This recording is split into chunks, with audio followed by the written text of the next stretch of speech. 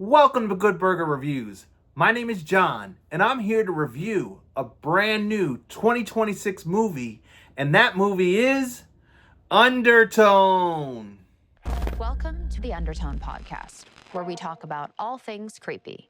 I'm your in-house skeptic, Evie Babbage, and my believer co-host says he has a real treat for us today. We're listening to 10 mysterious audio recordings from an anonymous email. Oh my God.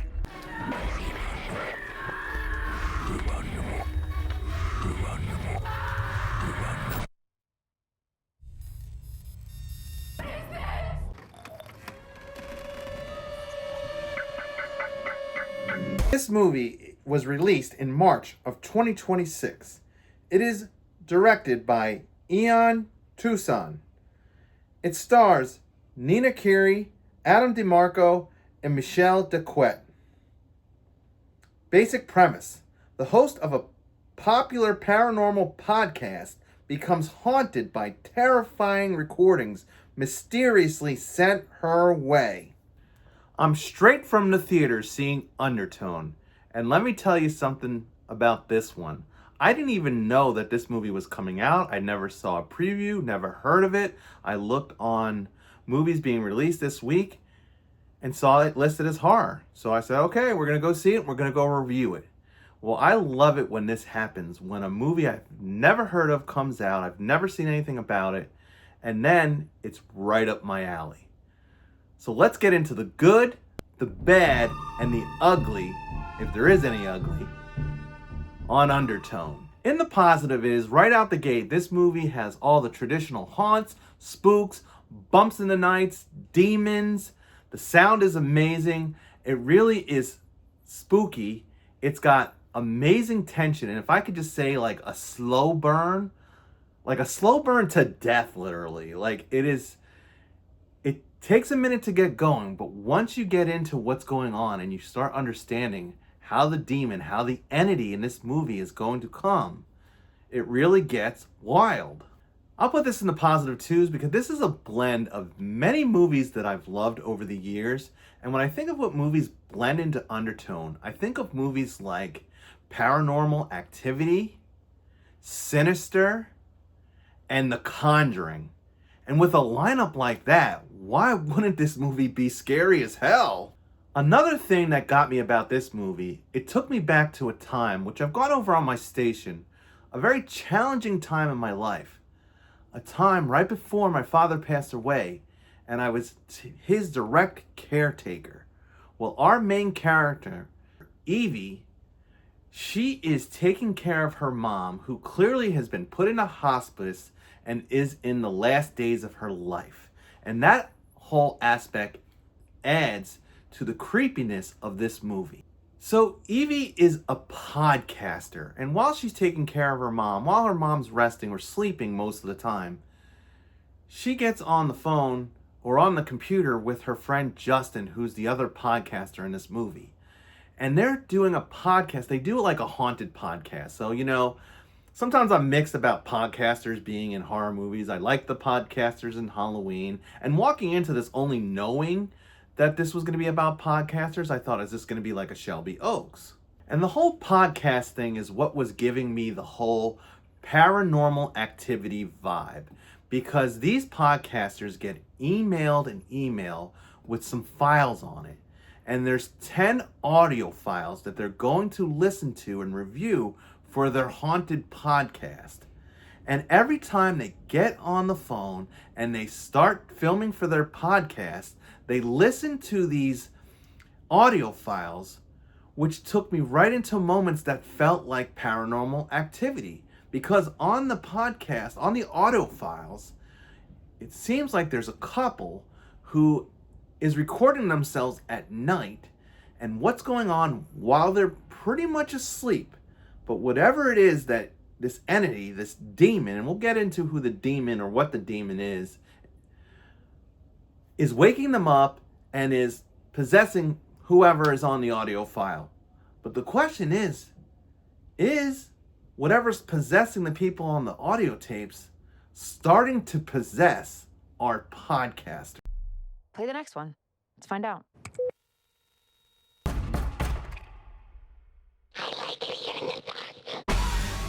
And that's what I'll get into. Another thing that's in the positives.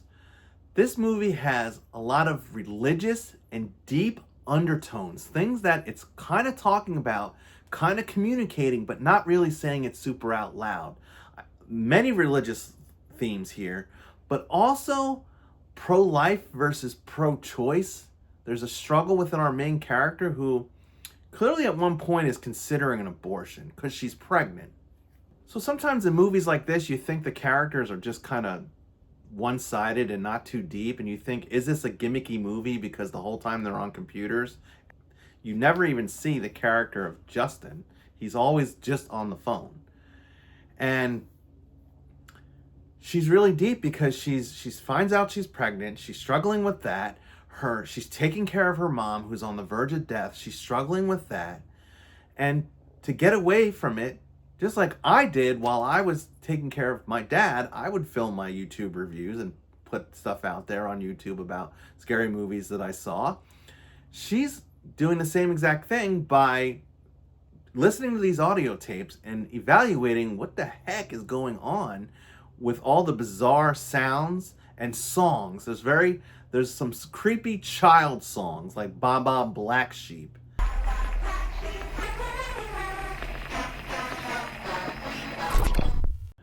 Another thing that I'll put in the positive is just the amount of tension. And I just said this about the movie Dolly that I'd reviewed. There was a lot of tension, but it wasn't populated with tons of jump scares. Now, I don't even know if there were any jump scares. I'm sure there were. But this was more of a slow tension. But once it starts to build and build and build, that tension gets so crazy and wild. Like that in the end, it's like, holy crap. It goes bonkers.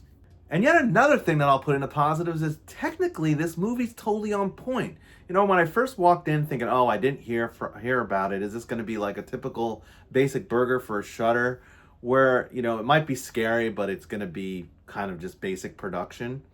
Oh, no. The camera work, and more importantly, not just the camera work. The camera is pretty neat what it does. There's so many points where, like, they're focusing on her, but then it's like you're looking off into the background thinking, what is that? You keep seeing what I kept thinking I was seeing, like little demons all over the place that never turn into anything. You're never sure, was that a demon? Was it a demon? Was it an entity? And it keeps you holding on to that pre-jump scare feeling where it's just tension and tension and tension. But the sounds as well, like when she has the earphones on, like every time she put her earbuds in, put the earbuds out, the sound editing in this is fabulous. And the mom dying in the bed upstairs is super creepy. They really play into that. I'm not going to say anything about what the mom does too much because that would be too much spoilers. And when I think about our main star, our final girl, and she really was the only girl, but not in a negative way, because this was a very minimal cast, which it kind of called for a minimal cast. But Nina Kiri playing Evie. Sometimes she was giving me Lily Taylor from The Haunting. Other times she was giving me Sidney Prescott from Scream. I mean, she was a decent character. Also, this movie reminded me of a movie that made my top 10 streamers of 2025, and that is The Surrender, another movie that I was totally impressed with last year that was based on a young girl taking care of a dying parent. So the Conjuring aspect was, you know, in the original Conjuring, and most of the first few Conjurings, they're always, probably all the Conjurings, Ed and Lorraine Warren are always listening to audio tapes of their demon possessions because they record everything. And a lot of when they were listening to these MP3 files that they were emailed was giving me that feeling that I got watching The Conjuring. And The Conjuring was great at creating mystery, intrigue, and horror. And this movie, I feel like, is pretty much the same level. Sign that you want to communicate with us.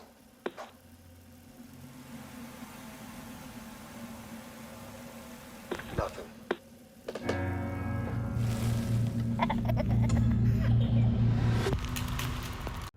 So how does the movie Sinister play into this? Well, I'm not going to elaborate too much on that, but if you guys remember, the demon in Sinister was named Begold. And that demon terrorized me, terrified me. The thought of Bagul, the taker of children. And the demon's name in this movie is Abizu. Something like that, Abizu. I'm pretty sure it's Abizu. I just said it 3 times. It's like I'm calling it.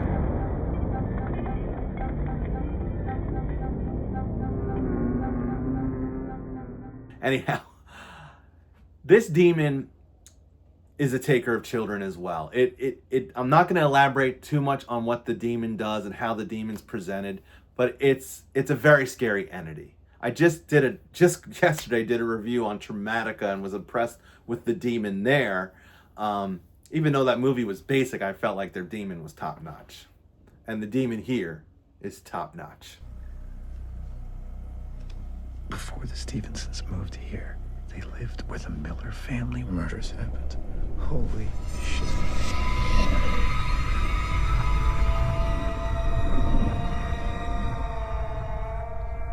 And I guess the reason why I say that, why this movie is giving me such a good vibe is I feel like they don't throw the entity in your face. It takes like a Halloween, like I did my Halloween and Jaws comparison last summer and said that one of the strengths of both of those super classic movies were how they kind of kept the entities, the antagonists hidden, and they slowly reveal it. And that's kind of what happens here. It is a very slow reveal of the entity in this movie, very reminding me of how Halloween and Jaws had that tension build and then pop at the end.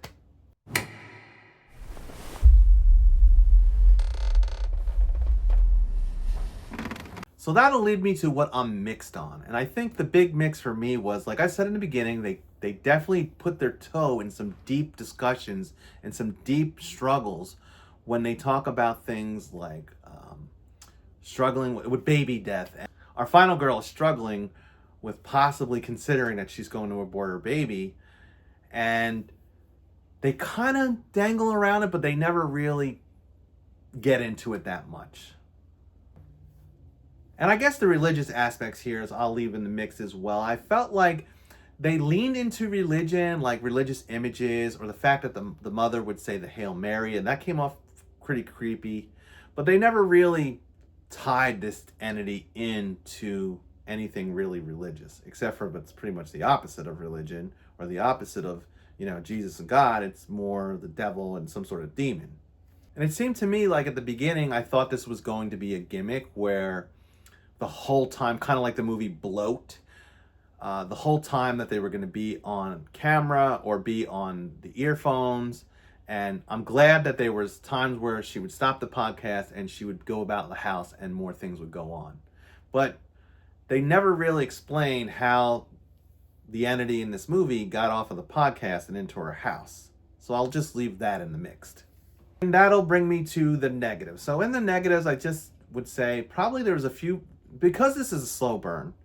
And I think overall it does a good job at being a slow burn, but there is, especially in the front end, the first 2 acts, I would say definitely has a little bit of pacing issues, because there's a lot of scenes of her just kind of walking around, or her like during the podcast just kind of staring off into something, or like he's like looking up something. Now I like that there was no major exposition dump, but I felt like there was tiny bunch of little exposition dumps, because anytime something would happen on the video or on the it's all hearing, it's on the sound bites, he would instantly Google, oh, Abizu. He would Google, oh, this. He Googled the, the characters. Their names were Jessa and Michael, are the 2 characters that they're hearing talking, and they're Googling them. Are you implying there's hidden messages in it? Let me play it back in reverse. The other thing I'll put into negatives is the title is Undertone. Now I get why it's called Undertone, but it's very, it's not an inviting title. It sounds boring. And so I'm here to tell you guys, this movie might have some slight boring spots or pacing issues, but it is not boring. So don't let the title discourage you from going to see Undertone, because it does play into it, because everything is about the sound and listening to the things between what the movie's telling you to listen to, and just those little whispers, those little extra sounds, those little songs that they're playing in reverse and so forth.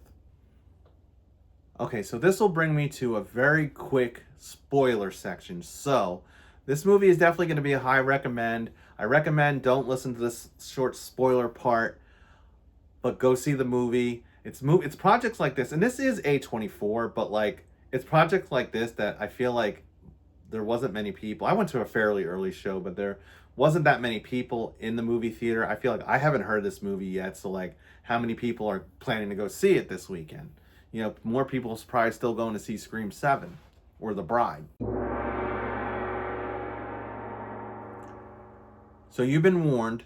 Spoilers. Okay, so all I want to say is that they do end up listening to all 10 recordings, and each recording gets creepier and creepier and creepier. And they basically break it down into like 2 podcast episodes. And I enjoyed watching this whole thing about that because like I felt like me being a YouTuber and going out and watching movies and then coming back and recording and kind of how they talk to each other about like let's get into character, you know. It was pretty neat. I mean it was, you know, podcasters and YouTubers are kind of similar.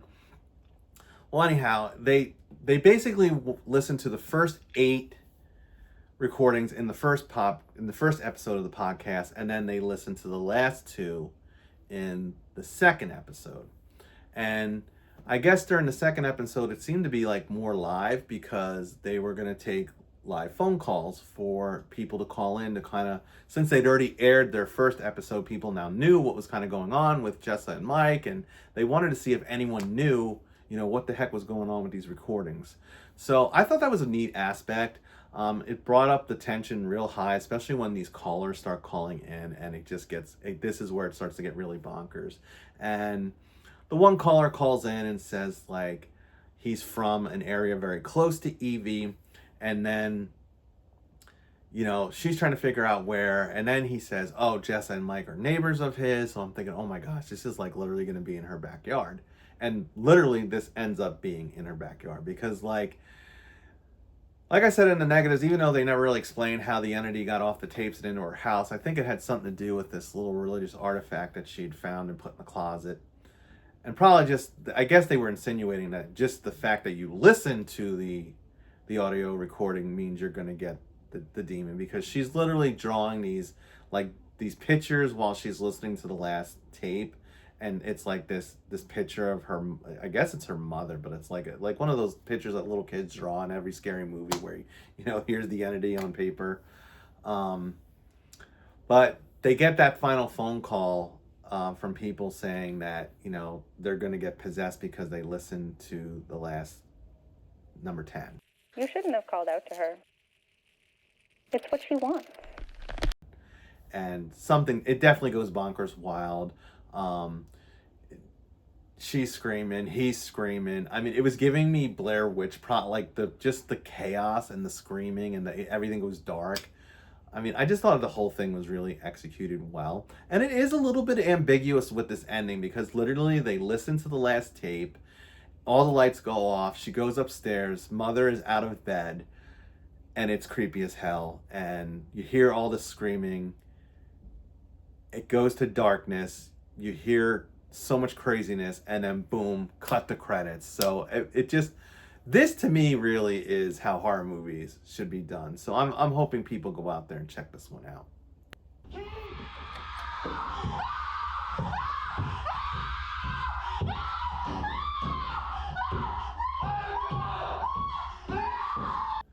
So we're going to get down to business on Undertone. I think overall this movie was executed really well. It was quite impressive for a movie that I didn't even know was coming, didn't even see a preview to. I really enjoyed this. This spooked me out while I was in the theater the same way I felt watching Sinister, The Conjuring, and Paranormal Activities.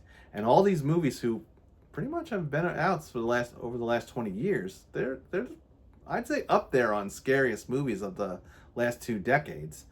And this movie, I feel like, can compete with it. So with all that being said, I'm going to give Undertone a cheeseburger in paradise. So that's it. This is Johnny with Good Burger Reviews. Please like, subscribe, tap that notification bell, all that jazz. And Don't be afraid of the dark. Be afraid of the silence.